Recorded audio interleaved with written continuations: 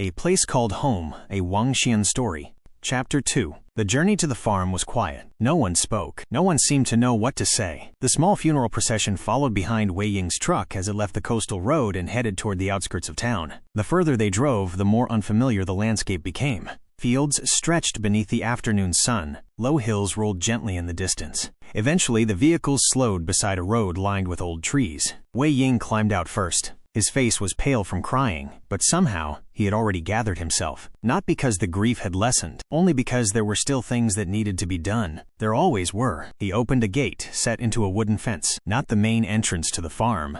Another entrance, one that seemed almost purposefully separate. Beyond it stretched a stone path. The paving stones were clean and relatively new. Someone had invested considerable effort into laying them. The path wound gently through a grove before disappearing ahead. Without a word, Wei Ying led the way. The mourners followed. Lan Wangji noticed the details despite himself. The stonework wasn't old. The bordering flower beds weren't fully established yet. The shrubs were still young. This section had clearly been altered recently. The further they walked, the more the farm revealed itself. Not all at once, just glimpses. A distant field, a greenhouse roof catching sunlight, rows of cultivated land beyond the fences, signs of life, signs of years spent building something. Then they reached the end of the path, and everyone stopped. At the center of a fenced clearing stood a magnificent cherry blossom tree. Its branches stretched wide across the sky. Pale pink blossoms drifted lazily in the wind. Petals covered the grass beneath it like scattered silk. For a moment, even the grief seemed to pause. The tree was beautiful, old,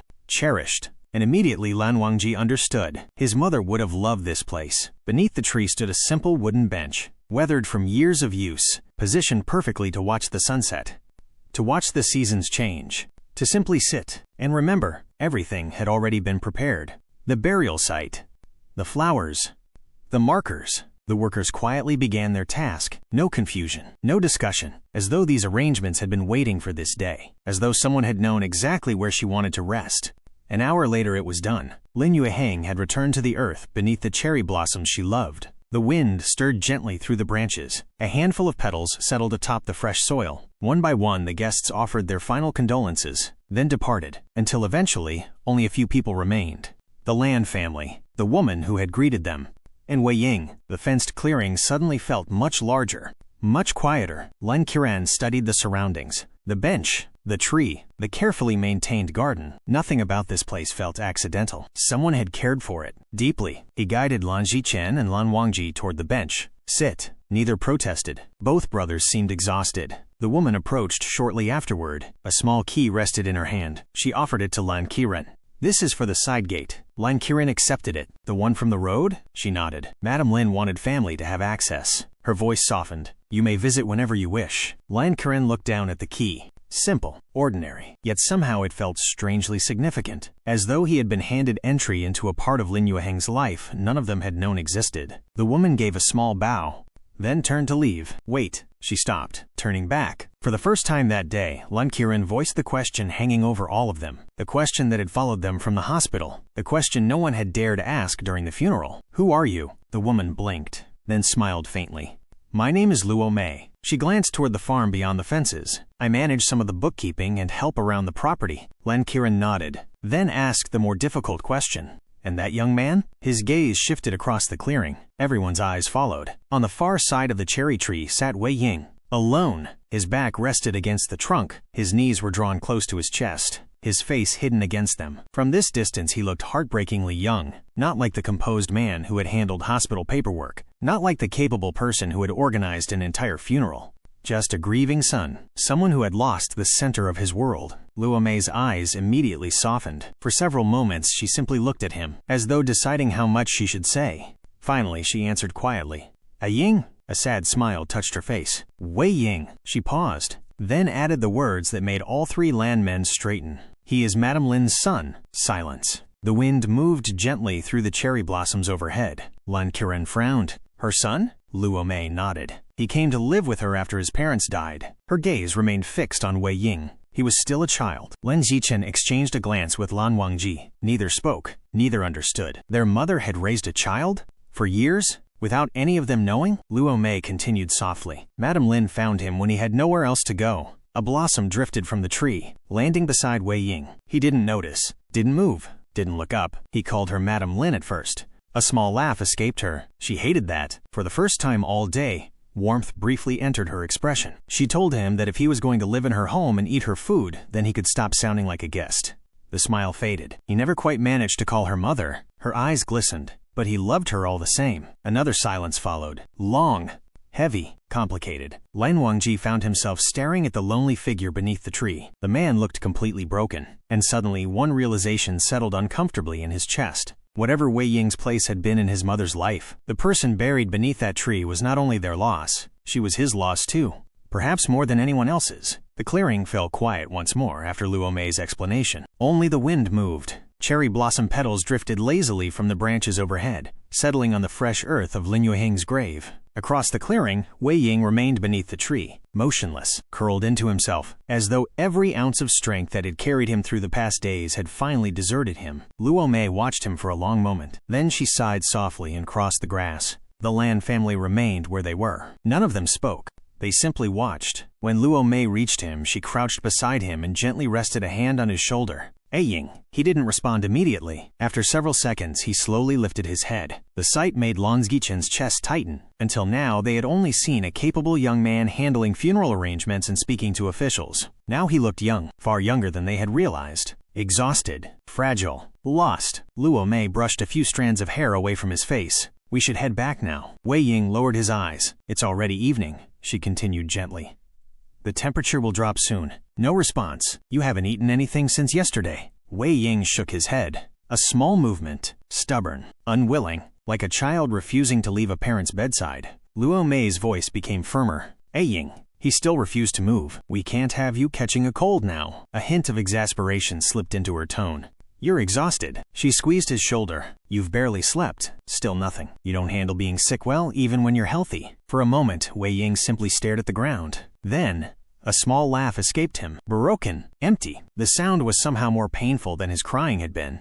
That would have worked before. Luo Mei froze. Wei Ying smiled weakly. The expression shattered halfway through. "Before, I couldn't afford to get sick." His voice was rough from crying. "If I got sick, who would take care of her?" Silence. The evening breeze stirred around them. Wei Ying looked toward the grave, toward the fresh earth beneath the blossoms. His eyes were red, raw. "Aunt Mei." His voice cracked. "Does it matter now?" Luo Mei's face immediately crumpled. What will happen if I get sick?" Another hollow laugh escaped him. What exactly will be affected? His gaze remained fixed on the grave. "Who needs me now?"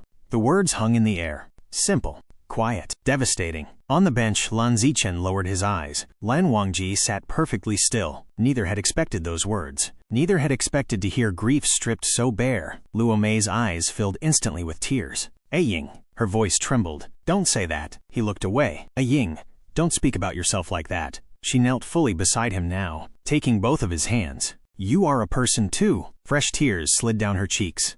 "You have your own life." Her grip tightened.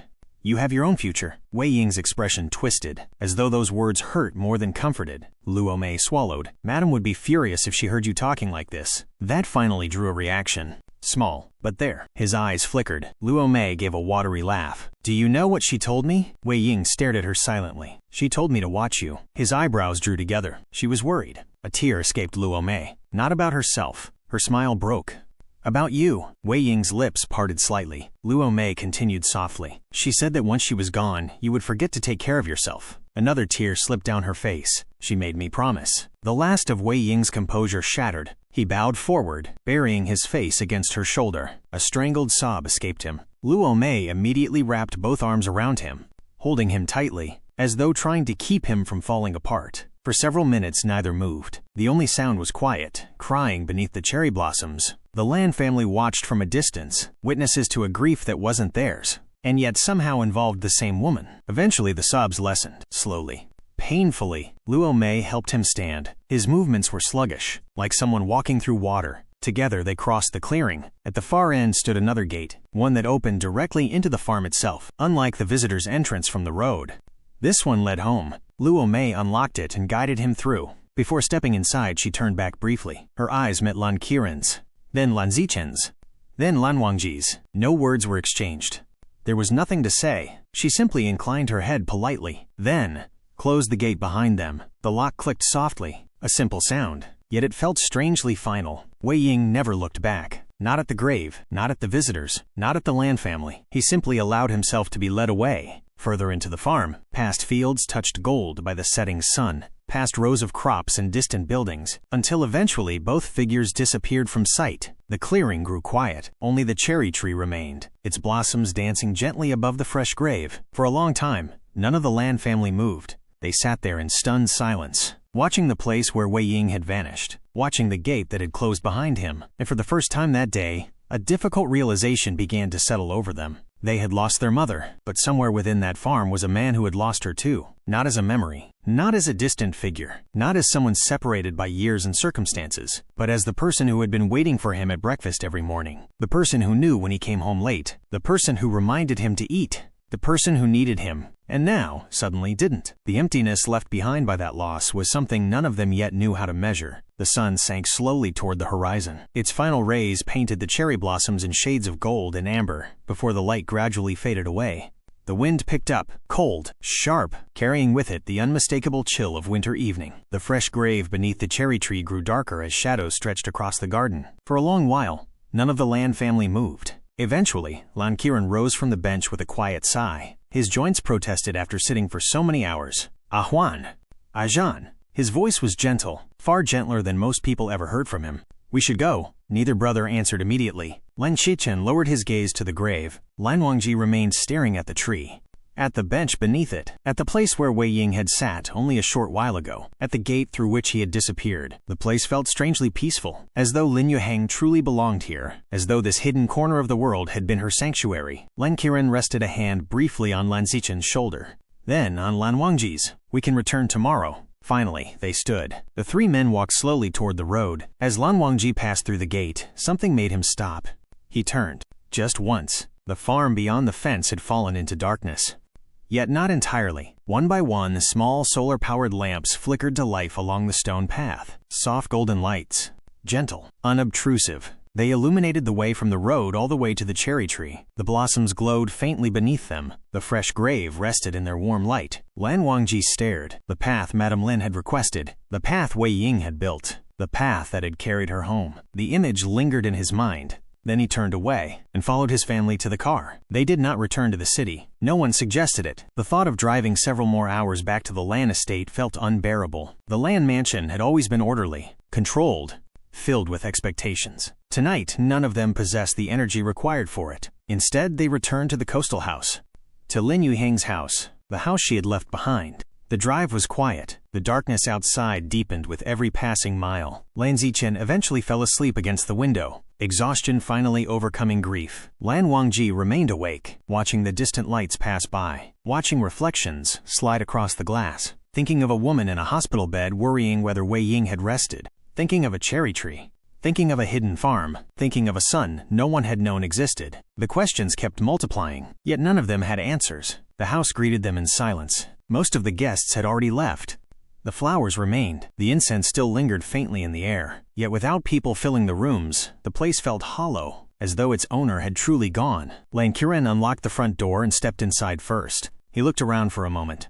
At the familiar walls, the furniture, the photographs. Memories seemed to linger in every corner. His expression tightened briefly. Then he straightened, practical as always. "Rest tonight." His voice carried through the quiet house. "We will discuss arrangements tomorrow." Neither nephew argued. There was nothing left in them to argue with. The day had stripped them bare. Lan Xiqian disappeared upstairs first. The moment he reached the guest room, he collapsed onto the bed fully clothed. Sleep claimed him almost instantly. Lan retired shortly afterward, leaving only one light burning downstairs. Lan Wangji remained alone in the living room. The house creaked softly around him. Ocean waves crashed faintly somewhere beyond the windows, the same sound he remembered from childhood. His gaze drifted slowly around the room. Nothing seemed different, and yet everything had changed. Just yesterday, his mother had still been alive. Now she was buried beneath a cherry blossom tree miles away. The realization still felt impossible. His eyes settled on a framed photograph resting atop a bookshelf.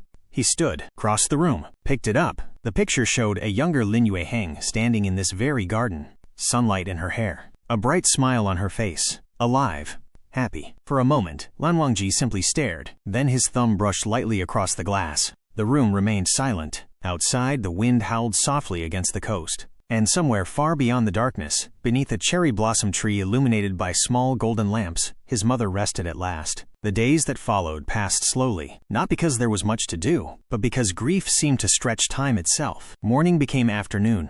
Afternoon became evening, and somehow each day felt both endless and fleeting. The Lan family remained at the beach house for an entire week. Every morning they drove to the farm. Every morning they walked the stone path beneath the quiet winter sky. And every morning they carried gentians, Lin Yueheng's favorite flowers. They would place them carefully upon her grave, sit beneath the cherry tree, and remain there for a while. Sometimes they spoke. Most times they didn't. Words felt unnecessary in that place. The tree swayed gently above them. The wind carried the scent of earth and distant fields. And somehow the silence never felt empty, only peaceful. Yet every single day, before they arrived, someone had already been there. The grave was always clean, the fallen petals carefully swept aside. Fresh flowers rested at its base. Not gentians, at least not only gentians. They were arrangements made from whatever happened to be blooming. Wildflowers, seasonal blossoms, flowers gathered from the fields and gardens. Colorful, bright, beautiful. Nothing formal about them, nothing expensive, yet somehow they suited Lin Yueheng perfectly. Lan Wangji found himself studying them often.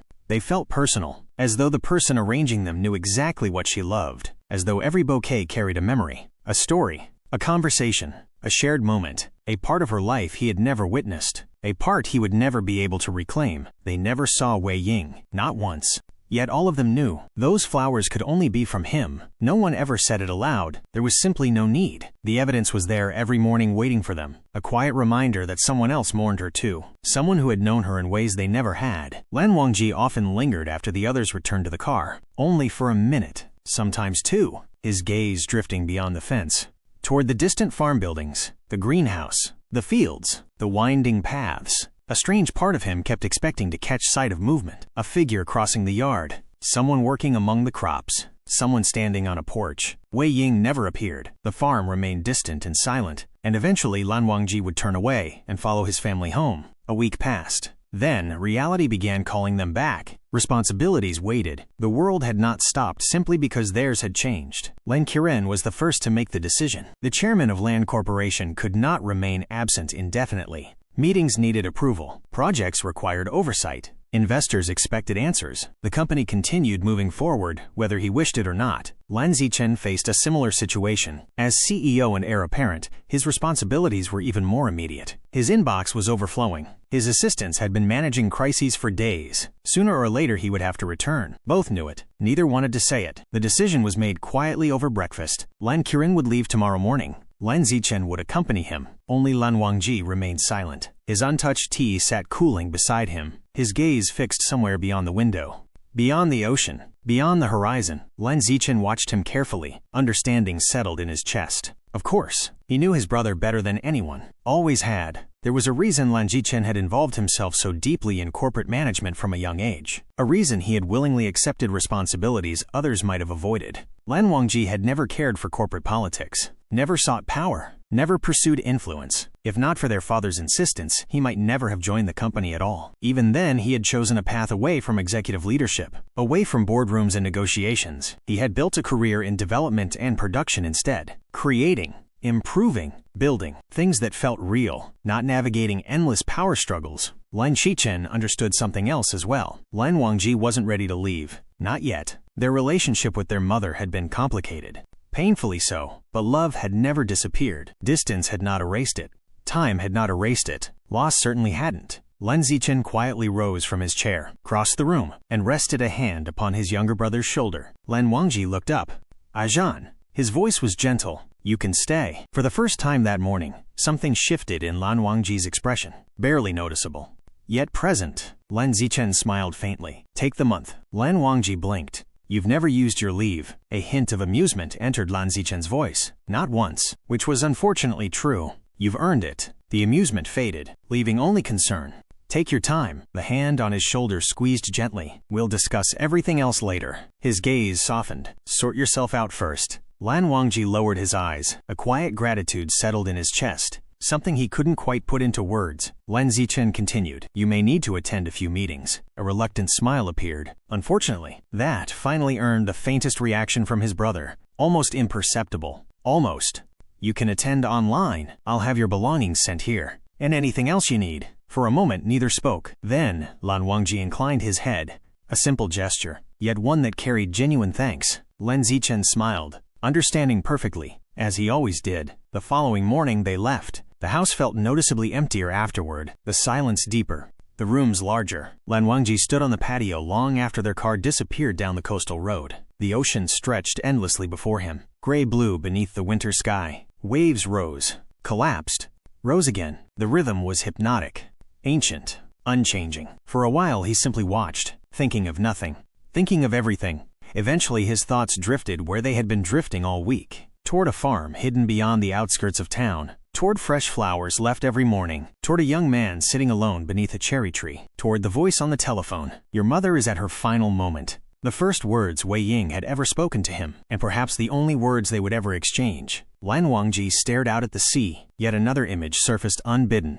A broken laugh. Who needs me now? Something tightened unexpectedly in his chest, because for days he had found himself wondering the same thing. Not the words, not exactly, but the emptiness beneath them, the feeling of reaching for someone who was no longer there, of realizing there would be no phone calls, no future conversations, no someday. The waves continued rolling toward the shore. Far away, beyond fields and fences and winter gardens, another person carried that same loss. And for reasons Lan Wangji did not yet understand, he found himself thinking about Wei Ying far more often than a stranger should occupy his thoughts.